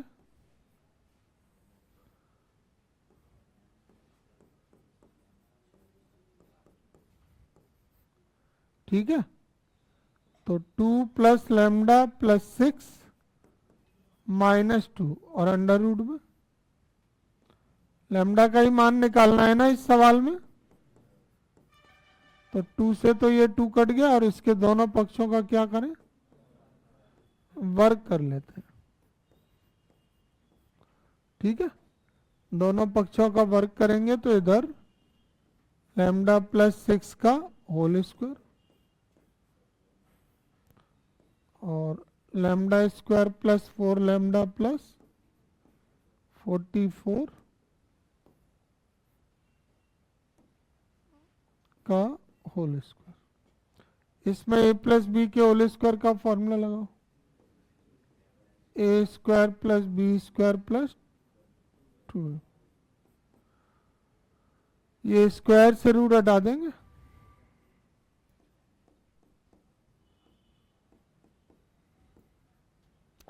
और लैम्डा स्क्वायर से ये लैम्डा स्क्वायर कट गया, तो इसको इधर ले लेंगे। 12 लैम्डा माइनस 44 माइनस 30 कितना हो गया 8 लैम्डा। लैम्डा की वैल्यू क्या आ गई यहाँ से 1। ठीक है, तो ये जो पूरा सवाल था ना वो ये वाला ये प्रश्नानुसार लिखा है ना, इस पे आधारित है। एक बार देख लें इसको।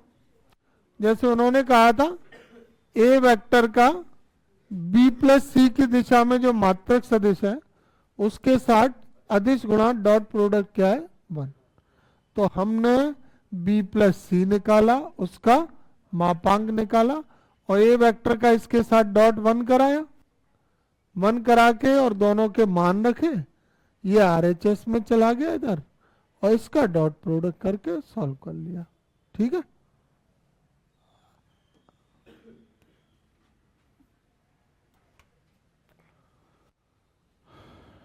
देखो यदि A vector B vector C vector समान परिमाण के परस्पर लंब सदिश है तो ये सिद्ध करना है कि ये जो a प्लस बी प्लस सी है ना वो तीनों सदिश ए वेक्टर बी वेक्टर और सी वेक्टर के साथ बराबर कोण पर झुका हुआ है, अर्थात समान कोण बनाता है।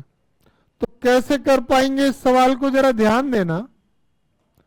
पहले ये वाली दो लाइनों, ये लाइन से आपको क्या पता चल रहा है, A vector B vector C vector समान परिमाण वाले लंबवत सदिश है। तो A vector B vector C vector के परिमाण कैसे हैं, समान है। और अगर इनके परिमाण समान हैं तो ए वेक्टर का मापांक बराबर बी वेक्टर का मापांक बराबर सी वेक्टर का मापांक। ये पहला समीकरण समझ में आया। अब यहां पे इसके आगे क्या लिखा है, कैसे है ये, तो दूसरी शर्त से हमें क्या पता चलेगा कि ए वेक्टर बी वेक्टर और सी वेक्टर परस्पर लंबवत हैं।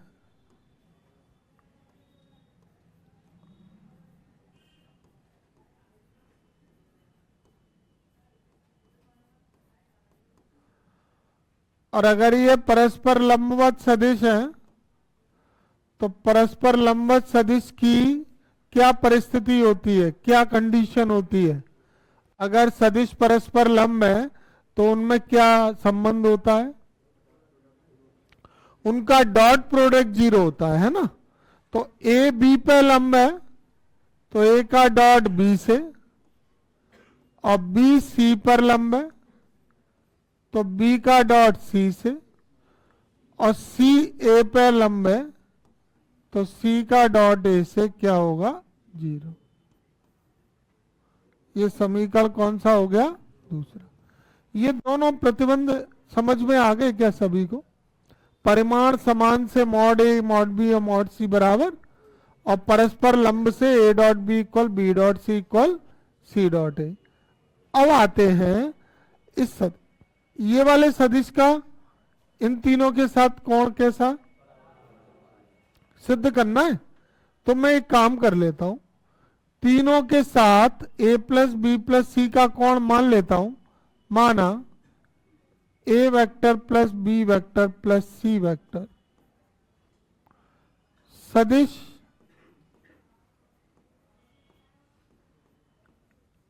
a वेक्टर बी वेक्टर और सी वेक्टर के साथ क्या कोण बना रहा है? θ1, θ2 और θ3 कोण बनाता है।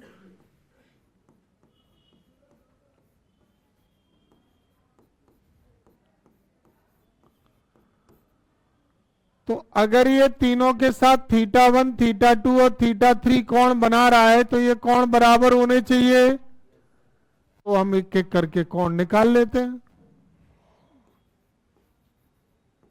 cos θ1 का फॉर्मूला क्या होगा? किस किस के बीच में है θ1? a plus B plus C का किससे है? ये a वेक्टर से θ1 है। तो फॉर्मूला क्या बनेगा cos थीटा का? दो सदिशों के बीच cos थीटा का सूत्र क्या होता है?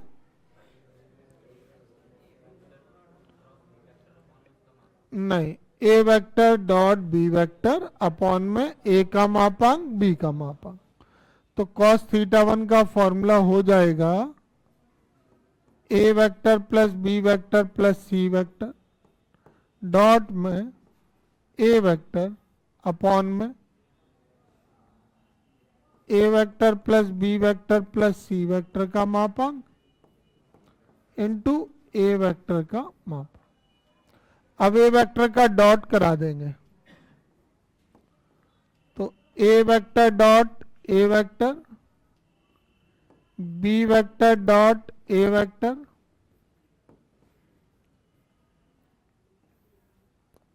और c vector dot a vector.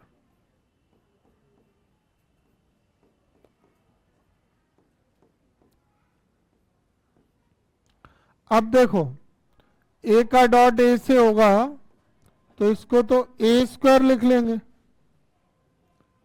a vector square लिख लेंगे, और b डॉट a समीकरण 1 से क्या है? 0, और c डॉट a समीकरण 2 से, सॉरी 1 से नहीं, a डॉट b और c डॉट a समीकरण 2 से क्या है? दोनों 0 अपॉन में a plus B plus C, A vector plus B vector plus C vector का मापांक, और ये a वेक्टर। अब क्या स्क्वायर में मापांक लगा सकते हैं?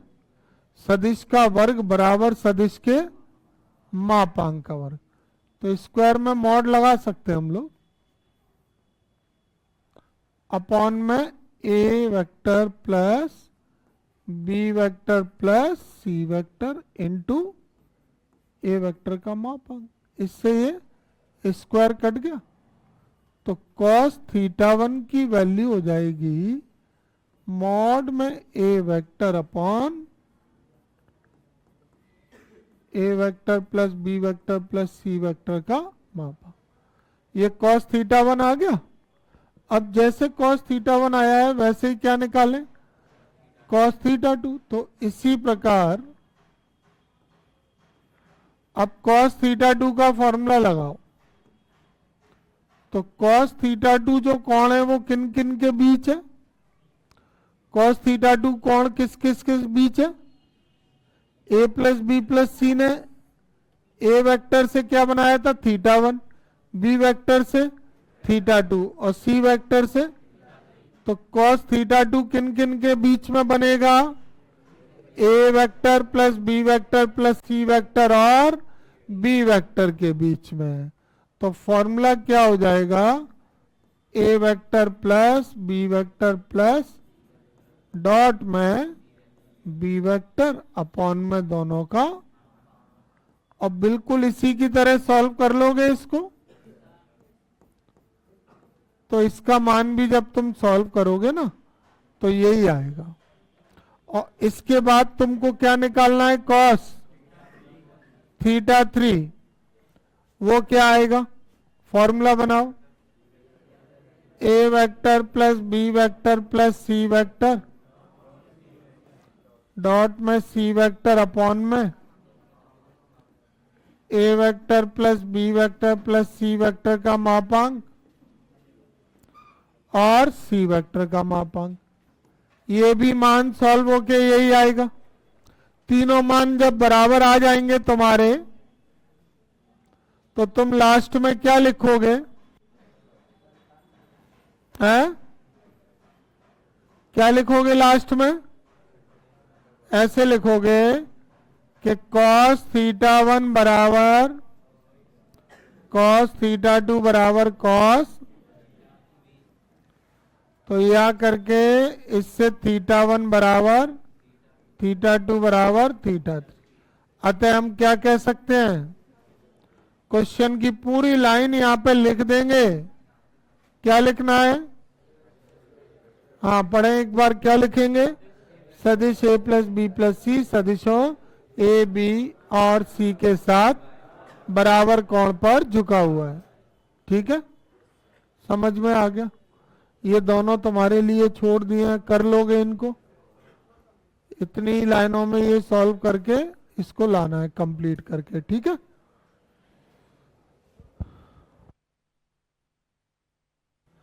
अगला क्वेश्चन नंबर 15 है, इसको पढ़ लें।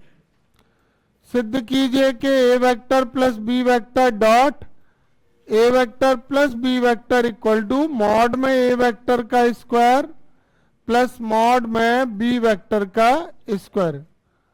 और ये यदि और केवल यदि है जब ए वेक्टर और बी वेक्टर कैसे हैं, लंबवत, जबकि ये दिया है कि ए शून्य सदिश नहीं है और बी वेक्टर भी शून्य सदिश नहीं है।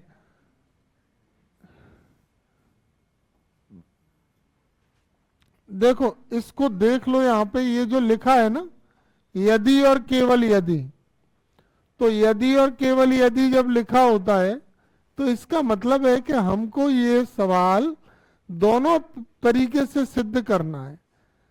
जो दी गई शर्त है ना, वो दिए गए प्रतिबंध से जो सिद्ध करना है वो भी लाना है, और सिद्ध करना से दिया गया प्रतिबंध भी लाना है। यानी कि अगर मैं इसको मान लूं कि ये दिया है तो हम क्या सिद्ध करेंगे कि ए और बी लंबवत है, और अगर मैं ये मान लूं कि ए और बी लंबवत है तो हम क्या सिद्ध करेंगे कि इसका मान मॉड में ए वेक्टर का स्क्वायर प्लस मॉड में बी वेक्टर का, मतलब विलोम भी सिद्ध करेंगे। विलोम का मतलब है विपरीत।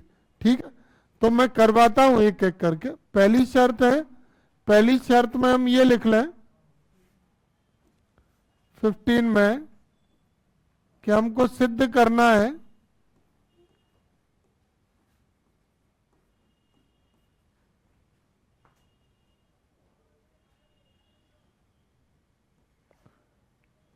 ए vector plus B vector dot A vector plus B vector equal to mod में ए वेक्टर का स्क्वायर और मॉड में बी वेक्टर का स्क्वायर, जबकि ए वेक्टर और बी वेक्टर कैसे हैं, लंबवत।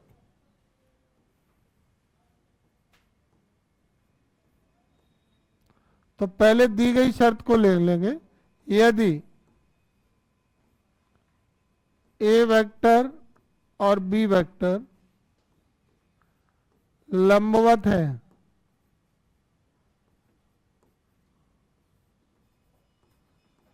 तो क्या इनका डॉट प्रोडक्ट जीरो नहीं होगा? अगर कोई दो सदिश परस्पर लंब हो तो उनका डॉट प्रोडक्ट जीरो होता है, और समांतर के लिए ए वेक्टर क्रॉस बी वेक्टर बराबर ओ वेक्टर आता है। देखो अगर लंबवत है तो डॉट जीरो होगा, और समांतर है तो उनका क्रॉस ओ वेक्टर होगा। समांतर की एक शर्त और होती है, ए वेक्टर बराबर लैम्डा बी वेक्टर। एक सदिश दूसरे के पदों में आ जाए तो भी वो क्या होते हैं? समांतर। तो अगर ए और बी परस्पर लंब है तो ए वेक्टर का डॉट बी वेक्टर से जीरो हो जाएगा। ये समीकरण 1 है। ठीक है। अब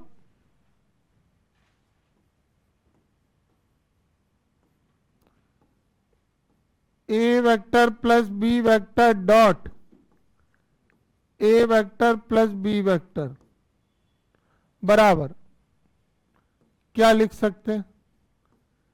A vector plus B vector का होल स्क्वायर। नहीं लिख सकते। होल स्क्वायर का फॉर्मूला क्या होता है? ए वेक्टर का स्क्वायर बी वेक्टर का square 2a vector dot B vector. क्या इनके स्क्वायर में मापांक लगा सकते हैं? तो मॉड में ए वेक्टर स्क्वायर मॉड में बी वेक्टर स्क्वायर, और ए डॉट बी की वैल्यू समीकरण 1 से 0।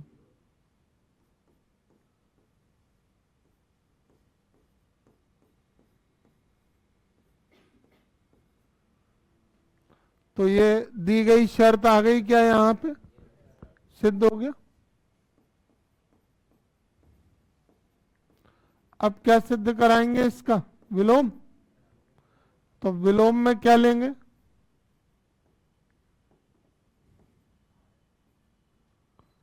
विलोम में क्या सिद्ध करना है?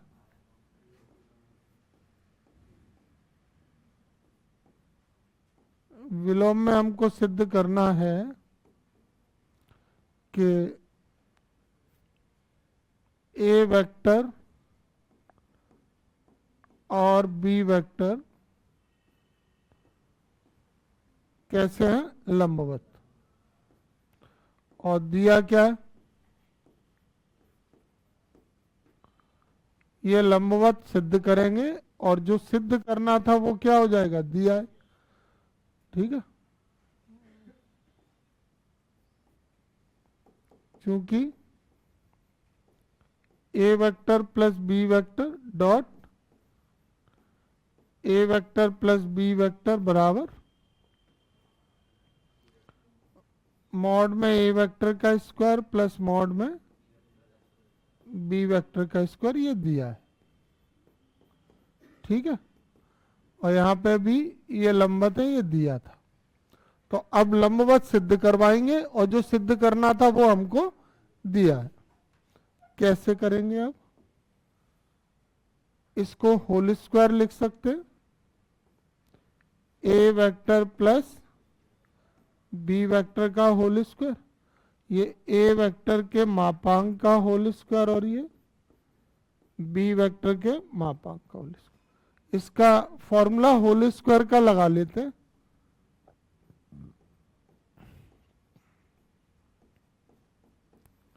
A vector square plus B vector square plus 2 A vector dot B vector.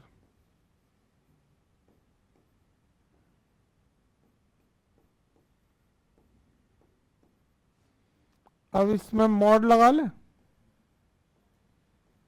Mod में ए वेक्टर स्क्वायर मॉड में बी वेक्टर स्क्वायर और 2 A vector dot B vector, और ये हो जाएगा mod A vector square mod B vector square. ये mod A और mod B ये कैंसिल हो गया। तो 2 A vector dot B vector का मान क्या हुआ यहां से?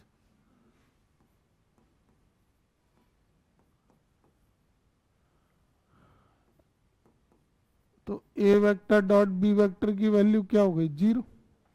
अब A vector dot B vector अगर 0 है तो इसका क्या मतलब है? अतः ए वेक्टर और बी वेक्टर परस्पर लंब। समझ गए? सिद्ध हो गया। तो अब यहां पे लास्ट में क्या लिख दोगे? लास्ट में ये जो दिया है ना पूरा कि इस प्रकार A vector plus B vector, इसलिए A vector plus B vector dot A vector plus B vector equal to mod A vector square mod B vector square. यदि और केवल यदि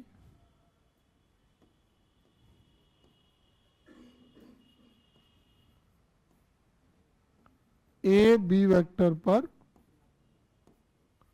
लंबवत। ये जो यदि और केवल यदि लिखा होता है ना, इसका मतलब होता है कि क्वेश्चन को दोनों तरफ से सिद्ध करवाना है, यानी कि जो दी गई शर्त है उससे सिद्ध करने वाला पद भी लाना है, दी गई शर्त से सिद्ध करने वाला पद लाए। जैसे इन्होंने कहा ये सिद्ध करो यदि ये दी गई शर्त है, ठीक है।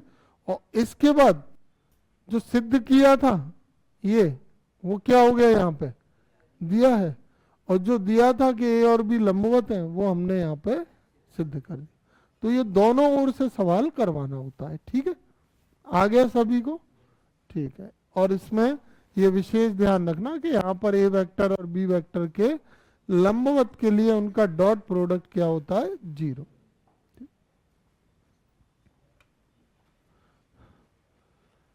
इनमें से सही उत्तर का चयन कीजिए। क्वेश्चन नंबर 16 को पढ़ें, इसमें क्या कह रहे हैं ये? यदि दो सदिशों ए वेक्टर और बी वेक्टर के बीच का कोण थीटा है और ए वेक्टर डॉट बी वेक्टर की वैल्यू कैसी है? ग्रेटर देन इक्वल टू 0, तो इनमें से थीटा का मान कौन से अंतराल में स्थित होगा? ये चेक करके जांच करके बताना है। तो देखो पहले हम दी गई शर्त को लिख लें। क्या है दी गई शर्त? A vector dot B vector greater than equal to 0। A vector dot B vector का फॉर्मूला क्या होता है? ए वेक्टर का मापांक बी वेक्टर का मापांक cos थीटा।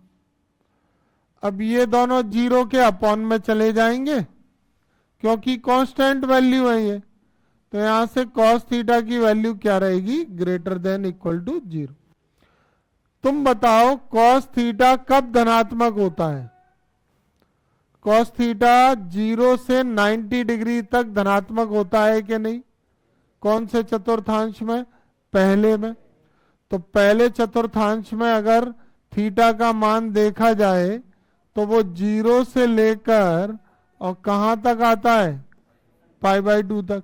और इसमें बराबर लगाए तो ये मान में भी इक्वल टू लगेगा। तो cos थीटा का मान 0 से बड़ा कब होगा? जब थीटा का मान 0 से और π/2 के बीच में हो। ये पहला चतुर्थांश तुम्हें याद नहीं है क्या? यहाँ पे सभी कैसे होते हैं? धनात्मक। तो cos थीटा धनात्मक ग्रेटर देन इक्वल टू 0 का मतलब क्या है? कि cos थीटा की वैल्यू हमेशा कैसी होनी चाहिए? यहाँ प्लस की। तो वो प्लस की कब से कहां? थीटा के किस अंतराल के लिए ये वैल्यू प्लस की होगी? 0 से π/2, क्योंकि सेकंड में cos कैसा होता है? माइनस, तो सेकंड में तो जाएगी नहीं वैल्यू, ठीक है। तो ये इसका आंसर कौन सा हो गया फिर? 0 से π/2, ठीक है। आ गया ना समझ में? क्वेश्चन नंबर 17 को करते हैं। ए वेक्टर और बी वेक्टर दो मात्रक सदिश हैं और उनके बीच का कोण थीटा है। A vector plus B vector भी मात्रक सदिश है, तो इन चारों में से थीटा का मान कौन सा होगा? तो पहले हम मात्रक सदिश की शर्त को प्रयोग करते हैं यहां पर। अगर ए वेक्टर और बी वेक्टर मात्रक सदिश हैं तो क्या इनका मापांक 1 नहीं होगा? ये दोनों मात्रक सदिश हैं तो इसका मापांक क्या हो गया? 1। अब a प्लस बी के बारे में भी क्या कह रहे हैं? ये a vector plus B vector भी क्या है? और अगर ये मात्रक सदिश है तो इसका मापांक भी 1 हो जाएगा, है ना? तो यहां पर a vector plus B vector का मापांक बराबर क्या हो गया? 1। ठीक है, अब हम इसका वर्ग कर लेते हैं। वर्ग करने पर वर्ग करेंगे तो क्या हो जाएगा? A vector plus B vector का होल स्क्वायर। अब इसको ब्रैकेट में ले लें।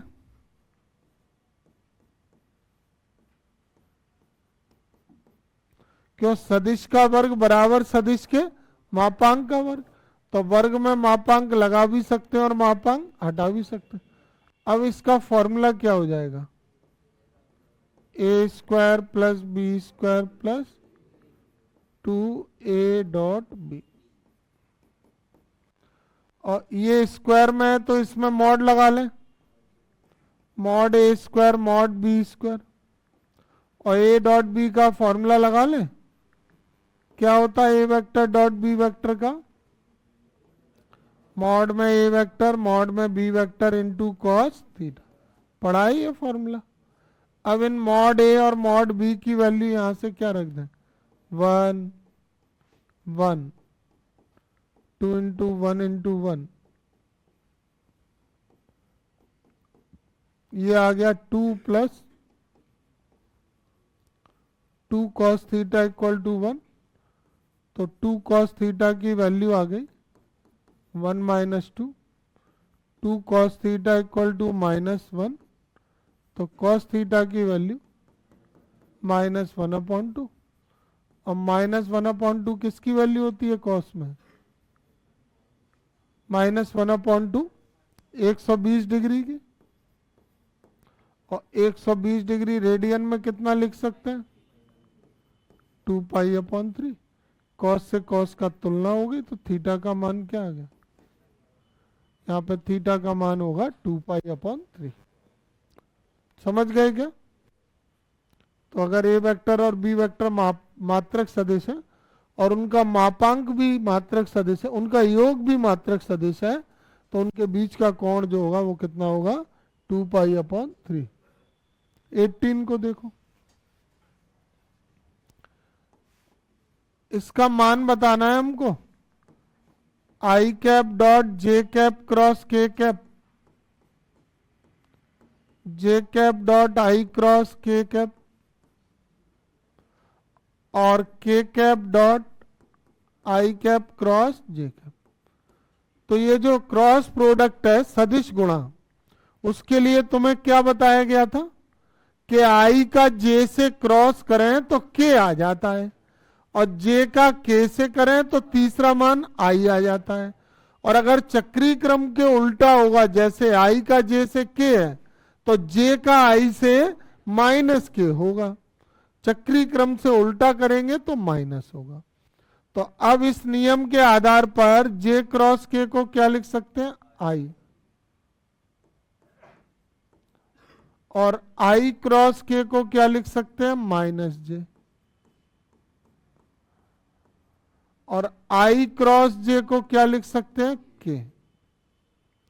तो आई डॉट आई क्या हो गया? 1। और plus minus minus J dot J क्या हो गया? 1। और के डॉट के क्या हो गया? 1। ये समझ गए माइनस जे क्यों हो गया? आई जे जे के आई। तो के आई होता तो प्लस का जे, और के आई का उल्टा है आई क्रॉस के तो माइनस जे। और ये 1 से ये 1 काट दिया तो इसकी वैल्यू 1। इसका कौन सा आंसर सही हो गया? C1। समझ में आया? अगला देखें 19। यदि दो सदिश ए वेक्टर और बी वेक्टर के बीच का कोण थीटा है और ए वेक्टर डॉट बी वेक्टर का जो मापांक है वो ए वेक्टर क्रॉस बी वेक्टर के मापांक के बराबर है, तो थीटा का मान क्या होगा? देखो, दी गई शर्त को लिख लेते हैं। A vector dot B vector का मापांक equal to A vector cross B vector का मापांक। अब A vector dot B vector के मापांक का फॉर्मूला क्या होगा? मॉड में ए वेक्टर मॉड में B vector into cos theta, और इसका क्या होगा? मॉड में ए वेक्टर मॉड में B vector into sine theta. ये तो कट ही जाएंगे और कॉस इधर ले जाओ, तो ये sine theta upon cos theta से ये टेन थीटा की वैल्यू क्या हो गई? 1। और 1 किसका मान होता है 10 में? 10 पाई/4। तो यहां से थीटा का मान क्या आ गया? यही है इसका आंसर। ठीक है, समझ में आ गए सभी ऑब्जेक्ट? इनको